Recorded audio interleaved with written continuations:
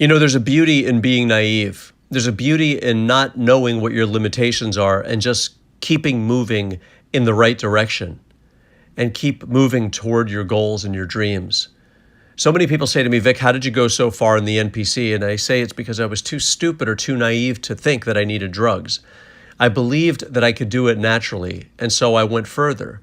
Rather than looking for information to support the idea of limitations, I was finding the support within myself to find out about how far I could go with respect to my dreams. So many people are arguing for their limitations. I've heard Esther Hicks say this a million times. People are arguing to see how little they can achieve. When people say to me, Vic, you must be on this or you must be on that, I say to them, you must have a small mind. You must think this is as far as a person can go naturally, or you think that one needs drugs to look like this. And all I say is, really, how do you feel about yourself?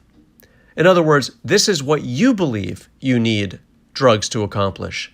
I still don't believe it. I still believe that you can accomplish most of the things that you want in bodybuilding and in fitness on your own naturally.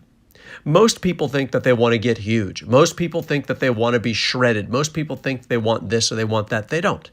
What they want to do is feel empowered. They want to feel like they're moving in the right direction. They want to feel like they're making progress. That's what most people want. Most people don't want to stand on a stage, and I promise you, you can have those things if you stop looking for information and stop looking for things that will support your idea of limitations. Like I said, there's a beauty in being naive. There's a beauty in not knowing what you can do. That means you haven't put a limit on what you believe you can accomplish. And I just showed up day in and day out with that same naivete. And I think that's what you should start doing. You know, for every topic, you can find information to support it, and you can find information to deny it. Everything in this world. You can go on the internet and find information to support an idea or information to defeat an idea.